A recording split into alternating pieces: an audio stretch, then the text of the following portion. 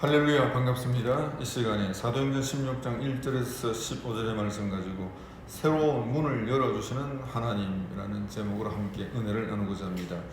베드로의 시대, 바나바의 시대가 끝이 났습니다. 이제 사도 바울의 시대가 활짝 열렸습니다. 바울은 지금으로 말하면 터키 지역이 이제 북부 지역이죠. 그 북부 지역에서 계속해서 복음을 전하려고 마음을 먹고 애를 썼습니다. 그런데 하나님께서는 새로운 계획을 가지고 계셨습니다. 그것은 유럽 선교의 문을 여는 것이었습니다. 하나님은 준비된 사람을 사용하십니다. 하나님은 준비된 사도 바울을 유럽 선교의 문을 여는데 사용하려고 작정을 하신 것입니다. 하나님께서 어떻게 새로운 문을 열어주셨을까요? 첫째로 먼저는 아시아 선교의 문을 닫으셨습니다. 6절의 말씀 보니까 성령이 아시아에서 말씀을 전하지 못하게 하시거늘, 7절을 보니까 애쓰되 예수의 영이 허락하지 아니하시는지라. 자연스럽지 못한 방법으로 선교의 문을 계속해서 하나님이 막으셨습니다. 길이 막힌다든지 로마 군인들이 못 가게 한다든지 이와 같은 여러 가지 어떤 방식으로 터키 북부 지역에 복음을 전하지 못하도록 하나님이 이렇게 막으셨습니다. 오늘 우리가 어떤 선한 목적을 향하여서 달려갈 때에 지속적으로 문들이 닫히고 꼬이고 할 때에 우리는 하나님의 뜻에 대한 분별을 새롭게 할 필요가 있습니다.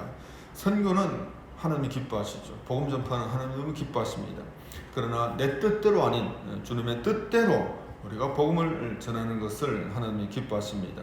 우리는 내 뜻, 내 야망대로 복음을 전하는 것이 아니고 주님의 뜻대로 인도함을 받아 순종을 할 때에 주님이 기뻐하시는 뜻대로 우리가 잘 쓰임을 받을 수가 있게 되는 것입니다. 내 열심 충만으로 주님의 일을 하려고 해서는 주님이 기뻐하지 않는 것입니다. 막으시는 것도 하나님의 인도의 한 방편이다. 여러분, 기도의 응답이 이루어지지 않는 것처럼 보이는 것도 그것도 기도의 응답이라는 사실을 우리는 믿어야 되는 것입니다. 두 번째로 새로운 문을 열어주시는 하나님이 어떻게 역사하시는가? 환상을 통하여서 인도하셨습니다. 9절에 보니까 밤에 환상이 바울에게 보이니 마게도냐 사람 하나가 서서 그에게 청하여 이르되 마게도냐로 건너와서 우리를 도우라 하거늘. 아시아 선교문이 열리지 않으니까, 터키 북부 지역에 선교문이 열리지 않으니까 사도 바울은 더욱 계속해서 간절히 기도했습니다. 그러던 어느 날 하나님께서는 환상을 보여주시는데 마게도냐 사람이 손짓하면서 헬프미 우리를 도와달라, 그렇게 이제 손짓하는 것입니다. 바울은 마게도냐는 전혀 생각을 해보지 못했습니다. 유럽 선교는 전혀 생각을 해보지 못했습니다. 그런데 하나님이 전격적으로 보여주신 것입니다. 마게도냐 사람이 헬프미 하고 손짓하는 것은 마게도냐로 오라는 것이 주님의 뜻인 것이 명백하게 드러나게 되어진 것이죠. 바울은 환상을 보기까지 간절히 기도했을 때에 하나님은 그가 생각하지 못했던 유럽 선교라고 하는 새로운 문을 예비해 놓으시고 그에게 보여주신 것입니다. 오늘 우리가 간절한 마음으로 하나님께 사모하며 기도하며 주님의 인도를 갈망할 때에 하나님께서는 마침내 우리에게 분명하고 확실한 방법으로 우리의 걸음을 인도해 주시는 것입니다. 우리 하늘교회가 이곳 제니스 상가에 오기 전에 선플라자에 선플라자 6층에 2년 동안 전세로 있었습니다. 전세가 끝나고 자동 연장될 줄 알았습니다. 그런데 주인이 더 연장해 주지 않는 거예요. 나가든지 사러 가는 것입니다. 너무 기가 막혔습니다. 선플라자 단지 내에 다른 층으로 옮길 만한 곳이 있기는 했는데 월세가 비쌌고 또 인테리어 비용도 많이 들고 해서 옮길 형편과 여건이 되지를 못했던 것입니다. 고민하고 기도하는 가운데 환상을 본 것은 아니지만 당시 어떤 성도님이 이곳 제니스 상가에 보험회사 사무실로 사용하고 있었는데 함께 사용하자는 제의가 들어왔습니다. 마땅한 대안이 없으니까 응하게 되어졌죠. 그래서 결국 우리가 이곳 제니스 상가에 들어오게 되어졌습니다. 당시 제니스 상가는 비쌀 것 같아가지고 들어올 엄두를 내지 못했습니다. 전혀 생각하지 못한 곳에 들어오게 되어진 것입니다. 선프라자는 말하자면 터키 지역이었고 제니스 상가는 말하자면 마게도냐 지역이었던 것입니다. 세 번째로 새로운 문을 열어주시는 하나님께서는 여호와 일에 사람을 만나게 하십니다. 14절에 하나님을 섬기는 루디아라는 한 여자가 말을 듣고 있을 때 주께서 그 마음을 열어 바울의 말을 따르게 하신지라.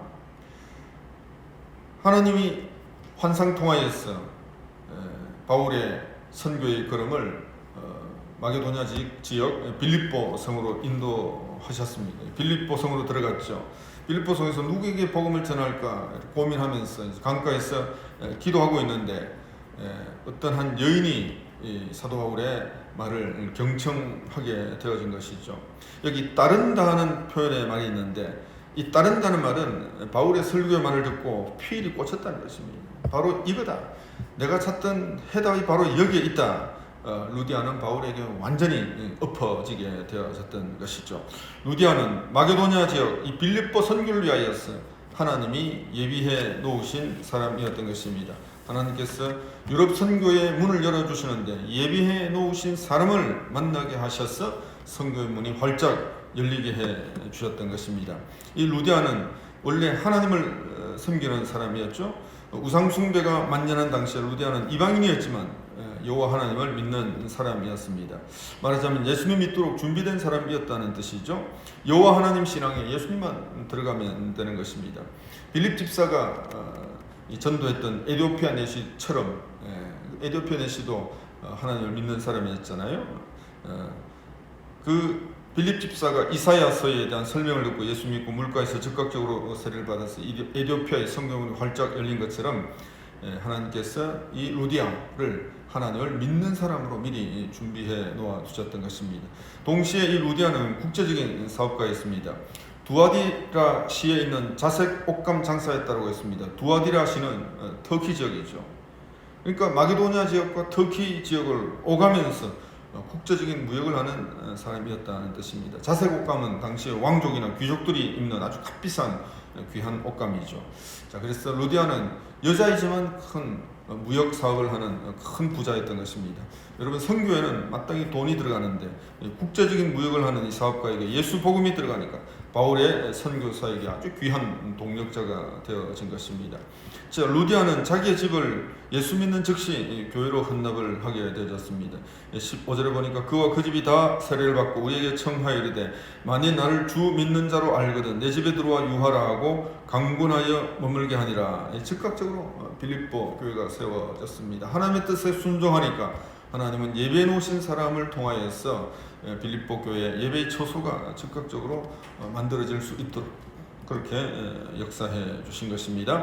새로운 문을 열어주신 하나님께서는 새로운 곳에서 여호와의 일에 사람을 붙여주신 것입니다. 오늘도 하나님께서 성령의 인도하심을 최선을 다해서 성령의 인도하심을 받기를 원하는 저와 여러분들에게 새로운 문을 열어주시길 바랍니다. 예배 놓으신 축복의 사람을 만나게 하셔서 복음의 귀한 일꾼으로 쓰임받게 되어지기를 저와 여러분을 통하여서 하나님의 나라가 더 널리 확장되어지기를 주님의 이름으로 축원합니다.